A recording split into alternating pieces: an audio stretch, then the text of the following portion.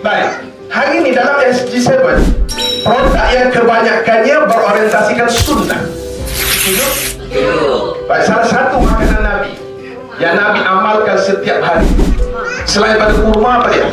Habbatus sauda. Kenapa Nabi mengamalkan habbatus sauda? Kerana Tuhan mengatakan al-habbatus sauda syifa'un min kulli da'in. Ini tipu ke? Habbatus sauda itu syifa, penawar kulli da'in, segala penyakit illa syam. Bahkan mati. Maka hari ini kalau kita tengok habbatus sauda banyak yang dijual di pasaran. Banyak atau tidak? Macam-macam, betul?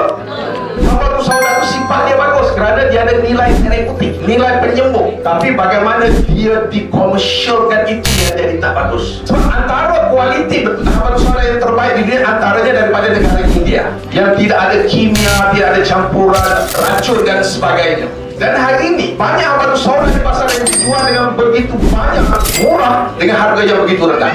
Betul atau tidak? Betul. Dan ini bergantung pada kualitas.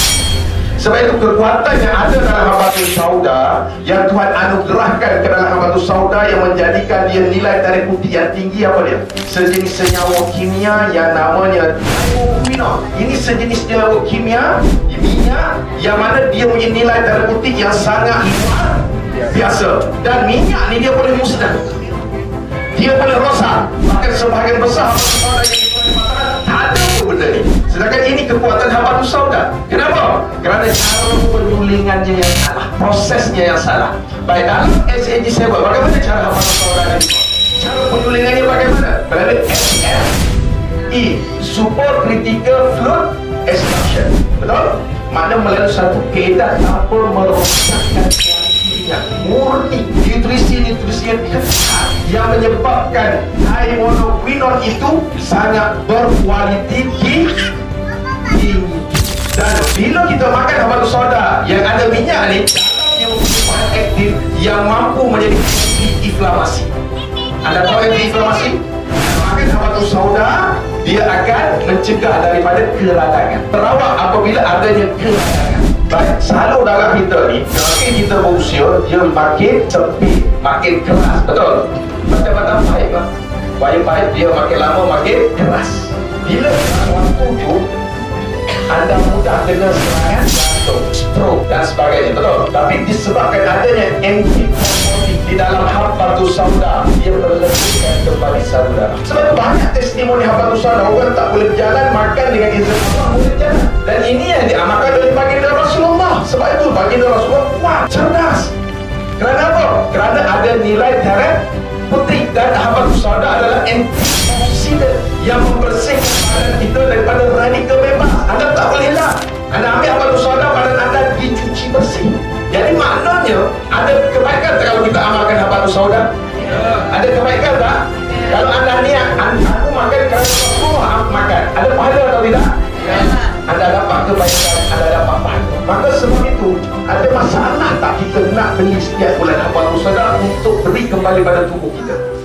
Ada masalah atau tidak? Saya nak beritahu anda, tubuh badan anda bekerja untuk anda 24 jam, non-stop, no break, no limit. 24 jam dia bekerja. Pernah kita terima kasih pada dia? Pernah kita terima kasih pada jantung? Pernah kita terima kasih pada buah pinggang? Pernah kita terima kasih pada usus? Fabi ayyi ala'i rabbikuma tukadziban. Lima apa lagi kau nak dusta? Badan kau dah jaga kau 60 tahun tanpa rehat. Pernah kita bagi penghargaan pada badan kita?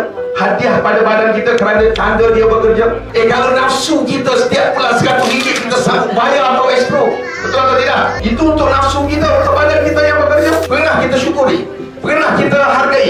Inilah sebabnya kenapa kami nak mengajak anda, mari kita syukuri nikmat sihat dalam badan kita. Boleh atau tidak? Sekurang-kurangnya amalkan habbatus sauda. Jadikan dia sebagai satu amalan. Bermakna bila anda amalkan habbatus sauda setiap bulan sebagai satu amalan kesihatan, bayar balik harga badan anda yang bekerja untuk anda. Kalau anda boleh bayar estro, boleh bayar itu dan ini, kenapa tak boleh bayar untuk badan anda? Maknanya automatically dalam SG7 anda telah maintain